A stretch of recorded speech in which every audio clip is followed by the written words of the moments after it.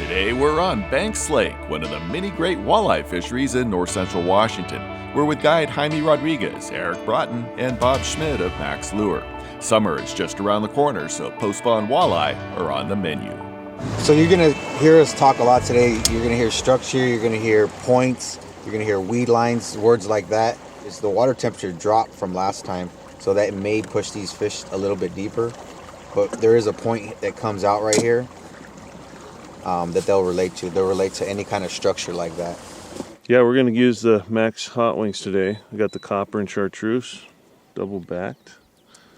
It really looks good in the water. And it's just a half of a stacked bead, a couple beads, and a 0.8 smile blade chartreuse sparkle. So what I'm going to do is I'm going to tune this blade, and you do it point to point like that, and then pinch down that crease right there, and that gives it a good spin action. Oh yeah. Yeah, that looks good. You got the bait back there. We're not even under power, that's just the Right. little bit of movement. So Eric's got the 0.8 smile blade. We're going to go with the 1.1, and we're just going to see what size they want. Last time they did want the smaller one, but I always like to put out a 1.1 just to kind of give them some options out there. Stacked tapered bead, single hook, and just to rig it up. You don't need this whole crawler. We will use this crawler for 2 different rigs, but it's just a matter of threading them up the hook, popping them out,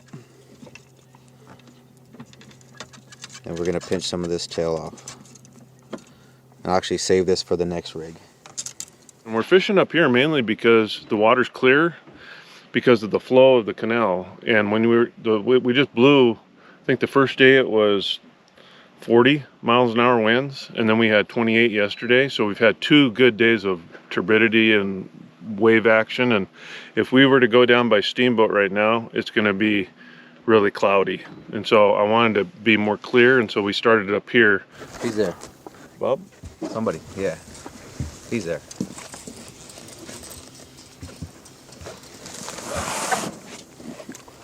Is he a netter?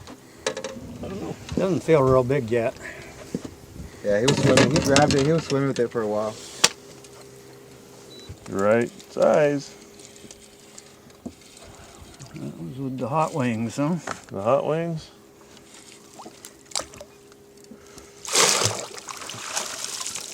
Nice job. And the hook came out just like that. Nice tension. That's what it came down to. Yeah. You always want to keep that rod loaded up. You straighten out that rod, especially with hook sets like that, they're definitely going to pop loose. The way you want to hold them is you want to just come up through here, pinch them right here. My buddy Ed taught me this, and this guy is absolutely not going to go anywhere. He's stuck to you. He will poke you right here, on his teeth, of course, and then off the side, he's got points off his cheeks right here. And this one's actually milting, as you can tell, in the boat. And Eric taught me this, is you got to get some of this stuff off of him, give your boat some good luck, and just rub it on the steering wheel. It worked since last time. It did. The fish hit that, what we showed you earlier, the stacked bead, the gold, and the chartreuse smile blade sparkle, 0.8. And then we had the hot wings on there, which really helped, I think, in this murky water. Put some trophy walleye on there. I like to put it, it's on the gel, I like to put it up here on a couple of the beads. And then right at the top. Yeah, we also have our own line of scent, and it's made by Procure, and what we do is we just have them add a little extra UV flash in our formula to make it a little bit different, but they both work really well, and these cloudy water days, extra UV can be a real big help. Welcome back to Banks Lake. I'm Justin Wolf. We're fishing out of Electric City at the north end of Banks Lake, an irrigation reservoir with fluctuating currents that are key to understanding effective trolling speeds. On the river, I typically go anywhere from 0.9 to 1.3, but fishing with Eric these last few days, that's too fast. So we're going to target like a 0.8, 0.9, maybe a 1 when we're running bottom bouncers and spinners. speed over ground. Once we start transitioning to the crankbait bite, we'll definitely up that speed a little higher. At the upper end of the Banks Lake, we have a bunch of irrigation pumps because this is an irrigation reservoir. And when they're pumping for irrigation down in the Columbia Basin irrigation, you know, all of Moses Lake, all of, you know, the Columbia Basin where they irrigate all the crops. This time of year, they start filling all those reservoirs, Moses Lake, potholes, and they start filling all that water up. And all that water comes from Banks Lake through a canal system. Well, through some federal decisions, they've decided to pump up the water in the lake to help fill some other areas like the Odessa Aquifer and some other areas. So they're putting more water through the lake, which has kind of created more current, more like a river. So you have to kind of adjust your thinking about where these fish, and some days they might not pump, some days they might pump half the pumps, and then some days they might use them all. So it depends on the temperatures, how much they're irrigating the crops, and so all that stuff relates to how fast or where the fish will kind of stage. And so throughout my time on the lake, I found that if you treat Banks like a river and you look for ambush spots and points and little eddies and things that current, you know, the land structures create, you know, when you have flow through the system. You definitely want to adjust your speed. I do a lot of river fishing, and typically we only bottom bounce going with the current. It's easier for our presentation to get to the bottom. You have to adjust speed, you have to adjust weight. But my biggest fish actually come when I'm bottom bouncing against the current. And again, matching the speed and then adjusting your weight. Because typically these walleyes that we're targeting are going to be in the lower bottom of the water column, a foot or two off the bottom. Yeah. Drop her down. See if she catches a fish. When I like to pinch the crawler, like a lot of guys will have, oh, got a fish on. Come on.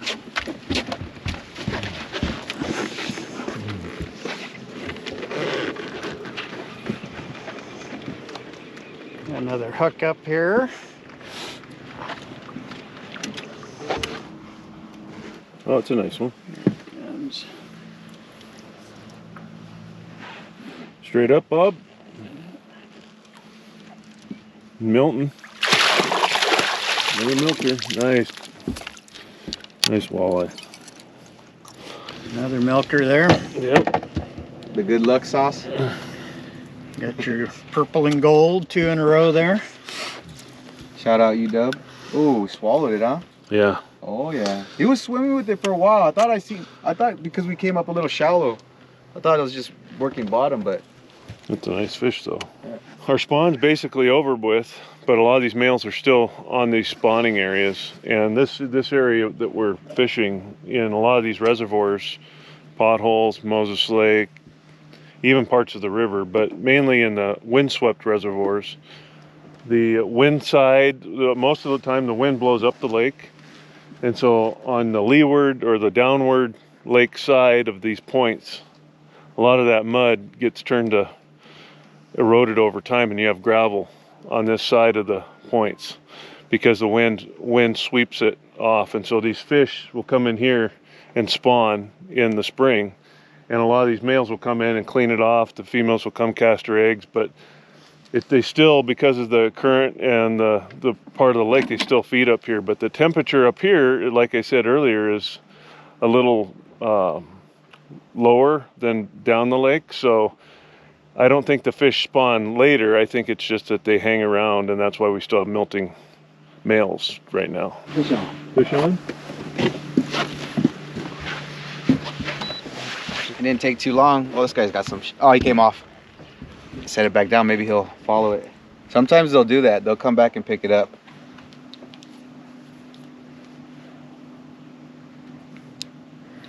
So it says 56.7 is surface. 55.45 feet. 54.8 at 10 feet. 54.7 at 15 feet. 54.5 at 20 feet. 54.3 at 25 feet and at 30 feet. And at 35 feet, 54.3. So that's like a 3-degree difference from top to bottom. So that's good to know, because, you know, that tells me that we're basically out of this pond, or just the tail end of it. So it kind of confirms what we were seeing with those fish that were still melting. So the male walleyes that we caught. After a few days of high winds, we have a beautiful morning to work with on Banks Lake. We've caught some walleye in deeper water, but now we're moving to some shallow weed lines to hopefully find more actively feeding fish. Okay, so we're transitioning from that deeper water into some shallow water right here. We could fish this area 2 different ways, but basically we're gonna follow the weed lines and run across them. So with that, we're gonna switch out bottom bouncers. I know at least I am. We were at 2.5, 3s out there in that deeper water, and then we're gonna go now to like 1.5s, 1 ounce. There's a few ways to tune a smile blade. First of all, if you want a faster, tighter roll, you pinch it down nice and tight like that. Same speed, but you're going to get a faster spin. If you open it up like this, you're going to get a slower roll even though you're doing the same speed. And then once in a while, a smile blade will get bent or stepped on and you need to reshape it. So when you bend it down, you want it to be offset like this. You don't want it to be one on top of the other. So make sure it's offset. That gives you a spin even at slower speeds. You got it? Yep.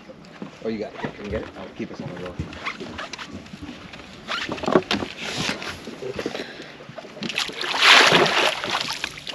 Nice. Oh, look at that. Quick release. Motor oil blade. Oh, motor oil. So after the spawn, the post-spawn bite is when these walleyes will come in to these shallow areas, and where the temperatures, that's where all the minnows go. And so they go in and they look for the minnows in these. And the first weed lines, as we get sun in the spring, the weed lines start to develop. And in about July, the outside of the weed lines will be around 25 feet, and they might go into about 10, 11 feet or shallower. And then, so your deeper spots, so like right now, the weed line's right about, was it 12, 13? Yep. And so we're trying to fish just outside that weed lines because we know the walleyes are cruising that weed fence looking for minnows. Okay, we checked the water temperature out deep. Now that we came in shallow, I'm curious to see what the water temperature is doing. So we'll go ahead and start this guy and get her tossed out.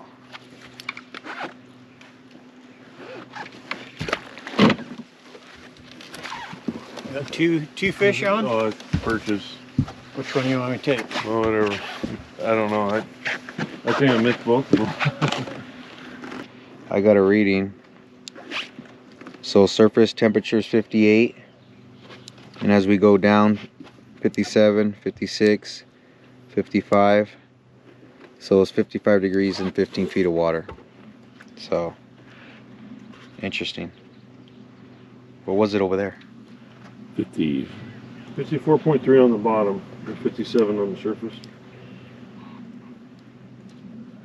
So it is a degree or so warmer back here in this shallower water. So Maybe a bass? Yeah. Smallie?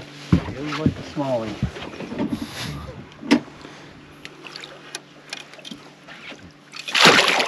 Nice fish. So those, you thought it was a bass because it was kind of an aggressive bite right at the beginning. Sometimes you'll think that these more aggressive ones are bass when they bite, but in fact they are walleyes. Can you guys say what color that was? Looks like another husky. Golden purple. Oh no, you They did don't that. like huskies on this side of the mountains, J-Rock. Oh yeah. He's there. Reel him in.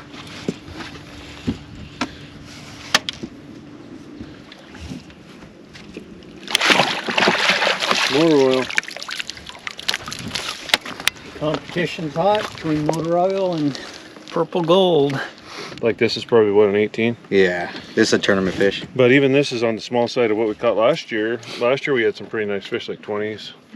Yeah. So, and a 20-inch fish is about 3.5 pounds. Oh yeah, he's there. Okay, so we'll release this guy. There's a bass. Perch. No bass. Keep getting interrupted by biting fish. Yeah, we got enough in the box. We found some fish here. This might be a tournament spot for us, so we're gonna go try to find some other fish and otherwhere in the lake, and we'll show you guys some beautiful scenery. We've caught plenty of quality walleye trolling worm harnesses with smile blades on the bottom, but now we've made a move to see if the crankbait bite is going on. Using side planers, we'll troll crankbaits behind hot wings, and also try out the new SD Hitch, which enables you to add the flash and action of a smile blade to nearly any type of lure. This is the Mack's SD Hitch, and they make these to apply to different types of baits, but it's a wire frame, and it's got this cool quick connect. All right, now I got it set up. So this is going to look like this minnow is chasing that smile blade. It's going to look like another minnow. The SD Hitch is just a good universal tool to add to anything, whether you put it in front of a jig or put it in front of a crankbait. It gives that extra spin and creates that scenario where it looks like your lure is actually chasing a live fish, so you can get some of those aggression strikes usually out of the fish. Like a lot of you guys out there know, planer boards is a good product to get your baits away from the boat. So if you have boat shy walleye, this gets your presentation out away from the boat, and then in this case it helps with a good spread. You're able to fish multiple rods. On Banks Lake, they offer a 2-pole endorsement, so with that 2-pole endorsement, one person could fish 2 rods, and then if you have you and a couple buddies, planer boards will help with spreading that out. Maybe about 40-50 feet. Let some more line out, and then I'll lock it in, and then you'll see the board just take your presentation out away. A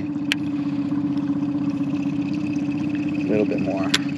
Put it in the holder. This time of year when they're really kind of aggressive, I like to troll anywhere from 1.3 to 1.5 on the low end and up to 2 miles an hour. So like a 1.7 is perfect for right this time of year. Nothing big.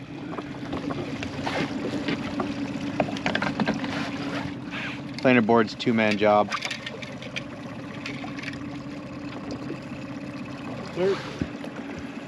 I got a BASS. You want me to net it? No.